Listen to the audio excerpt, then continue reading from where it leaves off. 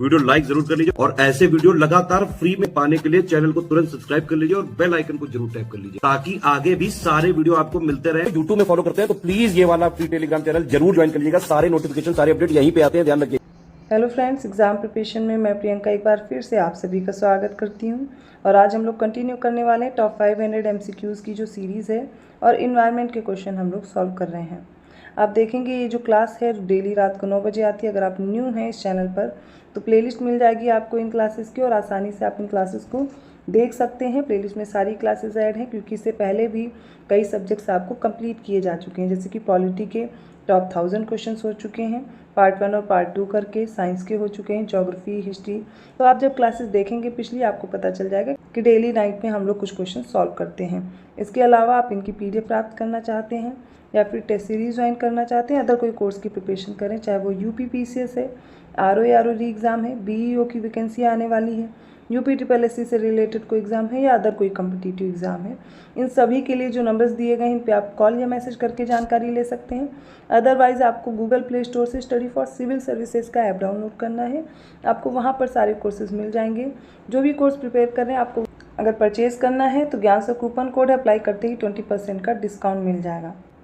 और इन कोर्सेज़ में आपको फुल स्टडी मटेरियल दिया जा रहा है जो आपके एग्ज़ाम के लिए इंपॉर्टेंट है। PDF नोट्स हैं, वीडियो रिकॉर्डेड क्लासेस हैं, इसके साथ साथ डेली प्रैक्टिस कराई जाती है, पेड क्विज़ है, सेक्शनल टेस्ट हैं, फुल लेंथ टेस्ट हैं और आप देखेंगे फुल लेंथ मॉक टेस्ट जो दिए गए हैं वो आपके सेम जैसे एग्ज़ाम में क्वेश्चन पूछे जाते हैं उसी पैटर्न पर, उसी ट्रेंड पर आधारित हैं।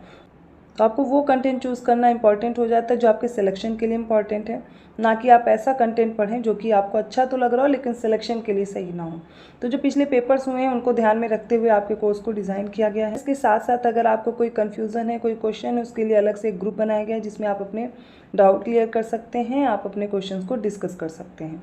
अगर आप UP पुलिस कांस्टेबल की प्रिपरेशन करना चाहते हैं, बहुत जल्दी आपका एग्ज़ाम होने वाला है, तो ज्ञान सर एजुकेशन ऐप में आपको अवेलेबल है कोर्स। मात्र 100 रुपये में आपका कोर्स है और मात्र 50 रुपये में टेस्ट सीरीज़ भी अवेलेबल है। अदर किसी जानकारी के लिए आप कमेंट करके पूछ सकते हैं। चलिए आज की क्लास स्टार्ट करते हैं।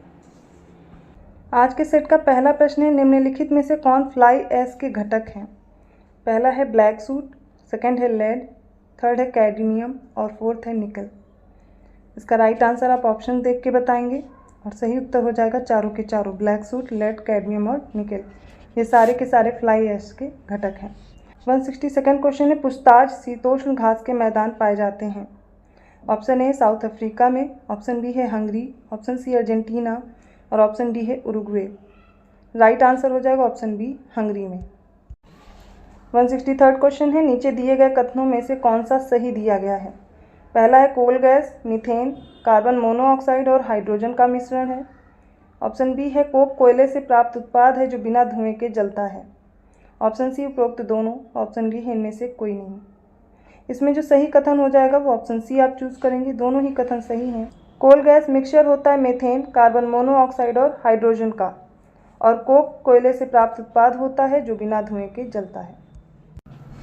164th क्वेश्चन है, निम्नलिखित में से क्या वन्यजीव संरक्षण अधिनियम 1972 द्वारा प्रदान नहीं किया गया था? ऑप्शन ए गंभीर रूप से संकटापन्न प्रजातियों के लिए कैप्टिव ब्रीडिंग कार्यक्रम। ऑप्शन बी वन्यजीव प्रजातियों के व्यापार और वाणिज्य पर पूर्ण प्रतिबंध। ऑप्शन सी राष्ट्रीय उद्यानों और अभ्यारण्यों के बुनियादी ढांचे के प्रबंधन और संरक्षण को मजबूत करना। ऑप्शन डी है उपरोक्त सभी। राइट आंसर हो जाएगा इसका ऑप्शन बी, वन्यजीव प्रजातियों के व्यापार और वाणिज्य पर पूर्ण प्रतिबंध नहीं प्रदान किया गया है। जो वन्यजीव संरक्षण अधिनियम 1972 है उससे रिलेटेड है, बाकी के ऑप्शंस आपको करेक्ट दिए गए हैं। 165th क्वेश्चन है, ओजोन परत के संबंध में निम्नलिखित में से कौन सा कथन गलत है? पहला, ऊपरी क्षोभ मंडल में मौजूद ओजोन परत हानिकारक पराबैंगनी किरणों से सुरक्षात्मक परत के रूप में बचाती है। ऑप्शन बी, ओजोन परत के ह्रास का मुख्य कारण फ्रियॉन का उत्सर्जन माना जाता है। ऑप्शन सी है ओजोन परत की मोटाई पार्सेक इकाई के रूप में मापी जाती है और ऑप्शन डी है ए और सी दोनों के दोनों। इसका राइट आंसर हो जाएगा ऑप्शन डी, ए और सी दोनों के दोनों कथन गलत दिए गए हैं।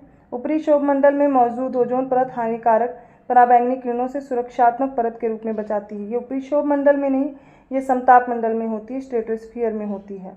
और ओजोन परत की मोटाई जो है वो डॉप्सन इकाई में मापी जाती है, ना कि पार्सेक में, इसलिए ये दोनों कथन गलत हो जाएंगे। लेकिन ये सही दिया गया कि ओजोन परत के ह्रास का मुख्य कारण फ्रियॉन का उत्सर्जन माना जाता है। 166 क्वेश्चन है, कतरे या मृत पदार्थ के अपघटन के संदर्भ में सही कथन का चयन करें। ऑप्शन ए है उच्च मिट्टी की नमी के साथ कम तापमान अपघटन की उच्च दर को बढ़ावा देता है। ऑप्शन बी, अपरद में नाइट्रोजन की उपस्थिति से अपघटन दर बढ़ जाता है। ऑप्शन सी, ऊपर के दोनों, या फिर ऑप्शन डी है इनमें से कोई नहीं। राइट आंसर हो जाएगा ऑप्शन बी, अपरद में नाइट्रोजन की उपस्थिति से अपघटन दर बढ़ जाती है। The presence of nitrogen in detritus increases the decomposition rate. Option B correct है। 167 क्वेश्चन है, नीचे दिए गए स्रोतों से कौन रेडियोधर्मी प्रदूषण का कारण बनता है। ऑप्शन ए कॉस्मिक किरणें, ऑप्शन बी है परमाणु रिएक्टरों में परमाणु ईंधन, और ऑप्शन सी एक्सरे अपशिष्ट, या फिर ऑप्शन डी है ऑल ऑफ द अबव, उपरोक्त सभी। राइट आंसर हो जाएगा इसका option D, cosmic rays, nuclear fuels in atomic reactors and X ray based, ये सारे के सारे रेडियोधर्मी प्रदूषण के लिए रीज़न है, कारण है। 168 क्वेश्चन है, एस्चुरी के बारे में नीचे दिया गया कौन सा कथन गलत है। Which of the statement given below is incorrect about estuaries. Option A है ये समुद्र और नदियों के बीच संक्रमणकालीन क्षेत्र हैं। ऑप्शन बी, एस्चुरी क्षेत्रों में जीवों में नमक और पानी के संतुलन को बनाए रखने की क्षमता है। ऑप्शन सी, ये पोषक तत्वों से भरपूर क्षेत्र हैं, और ऑप्शन डी है इनमें से कोई नहीं। इसका राइट आंसर हो जाएगा ऑप्शन डी, इनमें से कोई भी कथन सही नहीं दिए गए हैं। 169 क्वेश्चन है, निम्नलिखित में से किसे प्राकृतिक आपदा के रूप में वर्गीकृत नहीं किया जा सकता। ऑप्शन ए है ज्वालामुखी विस्फोट, ऑप्शन बी है हिमस्खलन, ऑप्शन सी है इमारत की आग, और ऑप्शन डी है सूखा। इसका राइट आंसर हो जाएगा ऑप्शन सी, इमारत की आग। ये प्राकृतिक आपदा नहीं है। इसके अलावा वॉल्केनिक इरप्शन, एवलांचे, ड्रॉट, ये सारे के सारे प्राकृतिक आपदा में आते हैं। अगला प्रश्न है, निम्नलिखित में से किसे कण प्रदूषक के रूप में माना जाता है।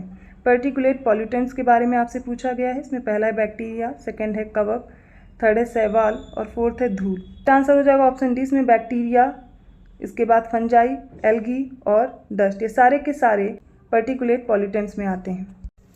171 क्वेश्चन है, नीचे दिए गए प्रदूषकों में से कौन सा वाहनों से उत्सर्जित होता है।